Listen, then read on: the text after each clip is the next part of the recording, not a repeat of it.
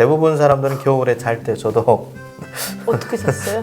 뜨거운 물을 응. 빵통에 안고 넣고 자는 거. 세네 병을 이렇게 안고 자고.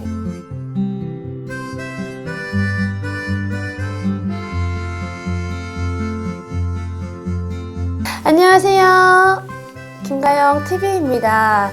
여러분, 제가 오늘은 어렵게 평양에서 엘리트 교육을 밟고 오신 아주 귀한 분을 모셨습니다. 본인 소개 부탁드립니다. 안녕하세요. 안녕하세요. 한대희라고 합니다. 엘리트 교육이라고 하는데 뭐 제가 보기에는 그리 엘리트 교육은 아닌가요? 것 같아요. 네. 뭐 그래도 여기서 보면 특목고 그렇죠. 이런 데 다니고 네. 평양에서 모 대학에서 전기공학 전공을 했고요. 그리고 이제 기술직이었네요. 프로그램 또 전공 이렇게 두 가지를 기본적으로 했어요. 프로그램이면 뭐 해킹하는 쪽도 하신 거예요? 그 정도 수준까지 못 갔고요. 네. 굉장히 겸손하신 분이신데 많이 아니. 궁금하시죠? 혹시 한국에서는 어디에서 살고 계시는 거예요? 가양에서 살고 있어요. 아, 서울에서 살고 네. 있어요. 네. 서울, 북한에서의 평양은 솔직히 북한이라고 말하기 묘한 지역이거든요. 그렇죠. 평양은 왠지 다른 나라 같은 다른 느낌. 나라나 같죠. 네. 네. 그래서 북한 주민들에게 평양은 정말 로망의 지역? 꿈도 꿀 수 없는 그런 지역이잖아요. 그렇죠. 예, 그런데 대한민국에서 서울은 정말 누구나 와서 사는 거잖아요. 네, 그렇죠. 그래서 혹시나 평양과 우리 대한민국 서울 비교한 자체가 기분 나쁘지만 그래도 그 삶을 비교한다면 수도의 삶을 비교한다면 어떤 차이가 가장 클까요? 일단은 차이가 워낙 크죠. 워낙 그죠? 큰데 네. 대한민국은 기본적으로 국민들의 그 수준이 이미 전 세계적인 수준이라 어느 정도의 조그만한 돈을 갖고서는 이게 잘 산다는 티가 안 나잖아요. 좋은 차를 타고 다녀도 못 사는 사람일 수도 있고 맞아. 아주 그냥 저렴한 차를 타고 다녀도 엄청난 부자들이 있을 수 있고 그런 아주 그 복합적이고 오묘한 그런 세계인 것 같아요. 물론 저소득 국가들일수록 조금 살면 살수록 그 삶의 질이 많이 차이가 나요. 그렇죠. 네. 티가 나고 때깔이 다르고 그렇죠. 그래서 평양에서는 정치적인 문제에 좀 이렇게 휩쓸리지 않으면 재밌게 잘 살고 있죠. 네, 살 수 근데 있어요. 뭐 그 재미가 오래 못 가고 또 까딱 잘못하다가는 그렇죠. 죽을 수도 있는 그 얼음판 재미죠. 어떻게 그렇죠. 보면. 뭐 조금 이게 잘 산다 하면은 그 주민들의 그 눈치를 신고를 한번 잘못 받으면 이제 그냥 끝나는 거죠. 추방이라고. 그렇죠. 또 평양 주민들에게 추방은 정말 거의 죽는 것보다 더 죽는 것보다 더 무섭다고 그렇죠. 하더라고요. 평양 시민권을 따는 게 맞아요. 너무 힘들어요. 네. 그래서 만일 그 추방을 당하면 다시는 평양에 올 수가 있는 그런 환경이 안 되죠. 아까 되게 좋은 말씀 하셨는데 한국에서는 부자, 서민 티가 안 나요. 티가 안 나죠. 네, 저는 그 처음에 왔을 때 분명히 잘 사는 건 맞는데 네. 그게 구분이 잘 안 되는 거죠. 그렇죠. 지금도 잘 안 돼요. 그 구분은. 그건 여전한 거 근데 같아요. 북한은 누가 봐도 티가 나요. 티가 돈 있는 나죠. 사람, 돈이 나요. 네. 네, 티가 또 나죠. 권력가는 네. 또 허세가 장난 아니게 네. 또 티가 나고. 네. 근데 한국에는 그런 게 티가 안 나서 네. 정말 그게 좋은 것 같다라는 오히려- 생각이 들긴 해요. 오히려 뭐 지금 20, 30대들이 그 뭐 과거에는 헬조선이라는 소리가 많이 났잖아요. 그렇죠. 근데 네. 솔직히 대한민국 정도면 그렇게까지 비난할 그런 상황은 아닌 것 같아요. 그렇죠, 맞아요. 네. 저희가 같은 30대지만 저희는 정말로 지옥 같은 땅에 살다가 왔으니까 그렇죠. 이것에 대한 소중함을 아는데 또 그 친구들은 좀 더 유럽 국가들과 비교하거나 뭐 이렇게 해서 좀 더 큰 세상을 꿈꾸는지는 모르겠지만 저는 유럽도 뭐 좀 가보고 했는데 네. 일단 대한민국만큼 치안이 좋은 나라가 없고요. 어우. 대한민국만큼 불평등이 그렇게 심하지 않은 나라도 없어요. 예. 유럽은 솔직히 계급사예요. 완전히. 대한민국에 정말 잘 산다고 해서 궁궐 같은 집에서 뭐 경호원들 그렇게 데리고서 소문난 이런 그렇게 다들 하지 않잖아요. 부자들도 기업가들도 눈치 보죠. 조용조용 눈치 보면서 사는 우리는 아마도 유교적인 그런 그 문화가 남아 있어 갖고 참 다들 겸손하신 분들이에요. 그만하면은. 아, 이제 외국에 비하면 유럽 사람들은 뭐 정말 돈 많은 사람들 같은 경우는 뭐 티를 내고 그 특별할 때는 본인의 이름으로 파티를 연다든가 하는데 이걸 아예 광고를 때려버리고 네. 물론 이제 그것도 문화죠. 왜냐하면 모이고 나서 그렇죠. 그 모인 사람들에서 영감하는. 이제 돈을 이렇게 좀 이게 모금을 해서 어려운 사람들을 돕는 그런 훌륭한 분들도 있긴 한데 네. 그렇지 않은 분들도 있죠. 있고 네, 또 그래서 어떻게 보면 자기의 네. 부를 또 네, 과시하는. 과시를 하는 그런 걸 보면 대한민국 괜찮은 나라다. 그렇게. 네, 네, 네. 시작부터 너무 이렇게 훈훈하고 좋은 분위기여서 기대가 되는데요. 아니, 뭐 느끼는 감정을 그대로 네, 말씀드립니다. 그러면 또 한 가지 또 궁금한 게요. 평양의 밤, 언론에 나와 있는 그 평양의 밤을 많이 생각하시더라고요. 또 특히 네. 요즘 김정은이 네. 아주 또 이렇게 유명한 거리들을 또 만들어 놓고 또 일부 그 거리만 비추잖아요. 저도 평양에 많이 가보고 자주가 살았지만 제가 본 평양과 우리 언론에서 보는 평양의 모습은 다르거든요. 네, 그렇죠. 그래 또 혹시 우리 평양에 사셨던 평양 남자분께서 얘기하시는 평양의 밤을 좀 네. 얘기하고 싶습니다. 간략하게만. 네, 네. 뭐, 또 솔직히 그것도 있는 사람하고 없는 사람의 차이죠. 없는 사람한테는 빚 좀 개살고 뭐 그 정도고 있는 사람들한테는 누릴 수 있는 게 조금 있고요. 네. 그리고 이제 평양은 그래도 겉으로는 계획 도시를 해갖고 깔끔하긴 해요. 깔끔하긴 하고 한데 겉면만 그렇지 깔끔하지. 네. 이게 1960년, 70년, 80년대 세운 아파트들은 물도 제대로 안 나오고 그리고 이제 원수도 이제 제대로 안 되는 거죠. 맞아요.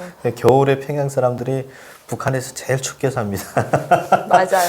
저는 겨울에 평양 가고 아우 난 평양에서 안 살고 싶다는 생각이 들 만큼 굉장히 싫었었어요. 네, 겨울에 대학 다닐 때 너무 구들장이 차갑고 이게 동평양 화력에서 화력발전소 돌려갖고 물이 이렇게 와야 되는데 그 파이프가 일제 때 쓰던 파이프가 있어요. 얼마나 낡았겠어. 그리고 그 이후에 그 뭐 러시아제 파이프들을 들여오고 뭐 북한에서 생산한 파이프들 이젠 뭐 50년, 60년, 70년이 되니까 다 녹슬어 갖고 물이 새버리는 거예요. 그러니까 아예 물 공급을 못 해요.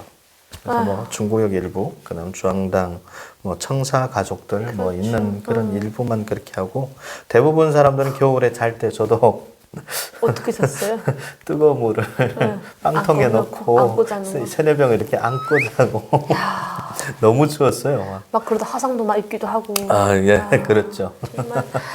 그러면 고향은 어디신 거죠? 양강도의 자그마한 도시.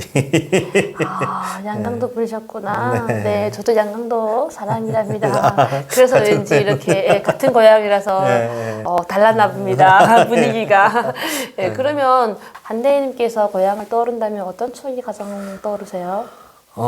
저는 너무나도 어린 시절을 재밌게 보낸 것 같아요. 친구들하고 산에서 막 뛰놀고, 이제 가을이면은 콩청대를 해먹고, 옥수수 그 대들을, 말린 대들을 모아놓고, 불을 지펴서 거의 막 우등불처럼 엄청나게 막 불 내고, 동네 다 불 내고. 콧구멍이 새까맣게 되고. 외동이셨던 거예요? 12살까지 외아들로 자라다가 네. 혼자 있는 게 너무 싫어갖고 아버지 어머니한테 동생 하나 만들어 주십시오 해서 띠동갑 동생이 띠동갑 동생? 네. 여자 동생이었어요? 아유 저는 남자 동생을 원했거든요. 그래서 제가 원하는 대로 남자 동생. 예뻤겠어요? 좀 특별한 친구였어요. 예쁜 것보다도 내 동생이 돼서 그런지 모르겠는데 올 때 지금 같이 그래도 고향에서 떠나서 제가 같이 있거든요. 어머나 어머님께 네. 어머나 세상에 동생을 낳아주십시오 한 게 너무 좋았네요. 그쵸? 그래서 지금 대학생이에요. 한국에서 대학교 다니고 있어요? 네, 띠동갑인데 지금 오. 21살인가 22살인가 이렇게 아유. 22살이네요. 형을 잘 뒀다. 형 덕분에 대한민국에서 대학교 공부를 할 수 있는 게 얼마나 고마운 일이에요. 아니 뭐 본인의 또 운명이겠죠. 본인이 타고난 복이겠죠. 아, 동생 이야기도 궁금하지만 일단 우리 한대희님 이야기 너무 궁금해서 네. 그러면 평양 대학교에 올라가서 대학교 생활은 어땠어요? 대학교 생활은 솔직히 재밌긴 했어요. 네. 그러니까 이제 고등학교도 북한은 조직 생활을 하지만 그쵸. 평양에서 조직 생활은 좀 살벌하긴 했어요. 뭔가 발언 하나 잘못해도 퇴학당하는 경우가 있었고 그래서 항상 이제 공부는 열심히 했죠. 대학교에서 네. 먹는 건 어땠나요? 보통 지방에서 오면은 기숙사 기숙사 생활을 가야지. 했는데 먹는 건 워낙 열악했죠. 뭐 아침하고 저녁이 다 국수였어요. 국수. 네, 다 그것도 퍼진 국수. 퍼진 국수죠. 옥수수 국수. 뭐 담아봤자 뭐 한 두세 젓갈이면 그냥 없어지고 밥도 뭐 옥수수밥이 나오면 그나마 다행인 거고. 네. 보리밥, 밀밥 막 이런 건데 막 목이 매갖고 넘어도 안 가고 그러니까 거의 안 먹어요. 여기 보리밥을 생각하시면 안 돼요. 여기 보리밥은 찰보리밥이지만 그렇죠. 북한의 보리밥은 껍질도 진짜, 안 맥히고 꺽꺽 막히죠. 그렇게 그렇죠. 대부분 대학에 올라오는 분들은 공부도 잘 해야 되지만 돈이 좀 있는 집들이기 그렇죠. 때문에 거의 기숙사밥을 안 먹어요. 아, 그러면 밖에 나가서 밖에 나가서 주변에 뭐 네. 학교 주변에 꽤 다 많거든요. 있으니까. 네, 네. 그래서 뭐 밖에 나가서 뭐 전에 끝나면은 보통 맥주 마시러 가거든요. 돈을 모아갖고. 부유하게 살았는데. 아니 평양 대학생들은 그나마 그 특권이 있어요. 그럼 지방에서 부모님이 그래도 어느 정도의 네. 이렇게 생활은 됐었나 봅니다.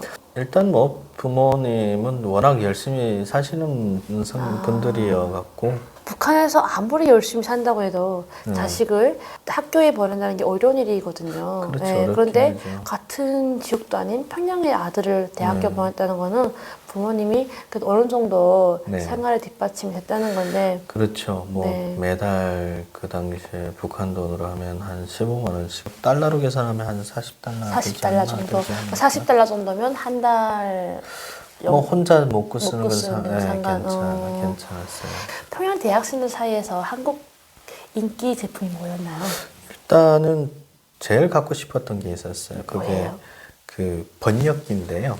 번역기? 이게 그건 이제 일본에서 좀 많이 해요. 소니나 네, 뭐 네. 이렇게 그 지금은 뭐 이 요만한 거. 네, 이렇게- 그러니까 뭐 우리 사전을 전자사전인 거죠. 네. 엄청나게 인기였어요. 대학생들은 하나씩 갖고 싶어 했고 그리고 노트북이죠. 물론 뭐 미국제가 좀 많아요. 네. 델이라든가 아니면 이제 한국 쪽엔 노트북은 LG가 그때 몇 개 보였는 것 같아요. 그랬어요. 저는 네. 삼성을 봤었어요. 근데 그것도 평양 대학생들도 노트북을 그 당시엔 다 갖고 저희 학부에도 한 5명 정도가 갖고 있었고 그 이후에는 뭐 많이 생겼죠. 많이 그 생겨요. 이후부터는 중국산이 엄청 싼 게 많이 들어와 갖고 보통 이제 핸드폰이 나오기 전이었어요. 그 당시에. 그래서 대학생들이 이제 노트북을 갖고 다니고 이제 그 뭐 등하굣길에 갖고 다니고 펼쳐서 이제 할 때 그 매력이 돈이 있다는 그 뭔가 부의 겉으로- 상징이나 같죠. 그렇죠. 네. 그래서 일부 노트북을 넣지 않고 들고 다니고. 네, 그렇죠. 근데 대부분 뭐 북한은 과제를 뭐 저희처럼 컴퓨터 프로그램 쪽에 하는 사람이 아니면 그걸 그 영화 하나 친구들이 보고 그렇죠. 용도가 다르죠. 네, 우리 한국처럼 업무용, 뭐 공부용이 아니라 본인이 즐기기 위한 용도나 같은 거잖아요.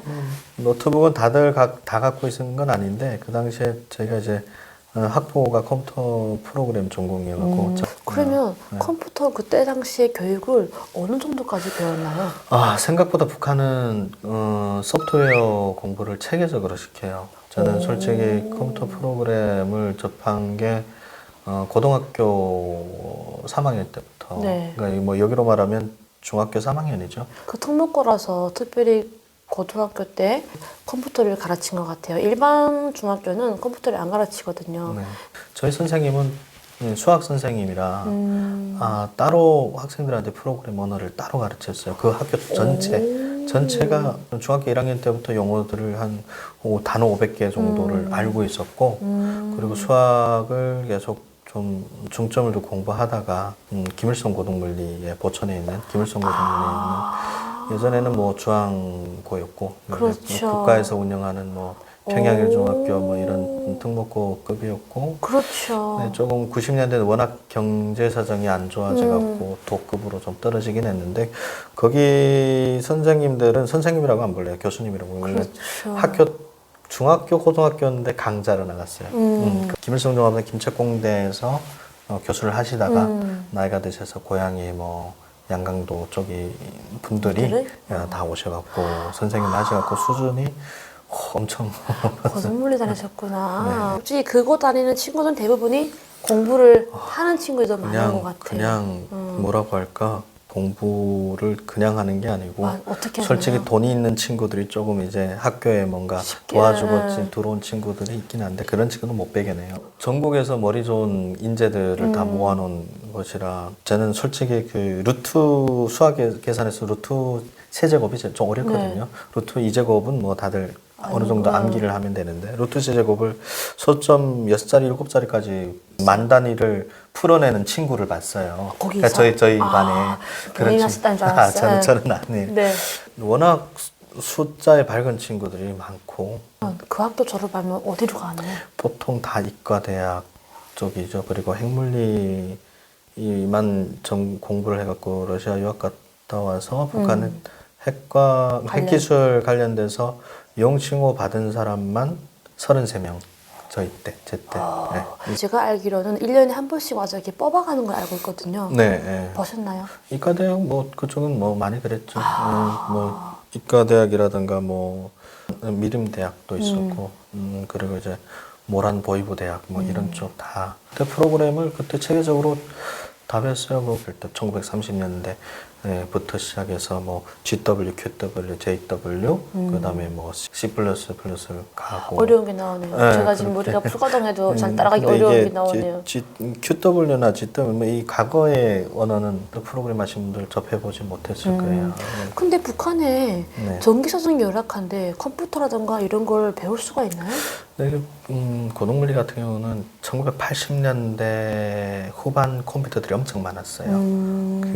그때는 최고의 장비들을 갖추고 있었고 거의 박물관 같았어요. 그러니까 이제 물론 새 신형 컴퓨터들 뭐 HP 그때가 제가 할 때가 펜티엄 4가 좀 좋았을 때인데 네. 저도 이제 컴퓨터를 한 10살부터 접해갖고 학교에 가니까 펜티엄 4 컴퓨터가 좀 있었어요. 뭐 한 몇십 대 있었고. 그러면 진짜 그 양강도 지역에서는 수재들만 간다고 하는 그런 특목고를 졸업하고 편현이에 가서도 또 컴퓨터 전공을 하는 학생이었는데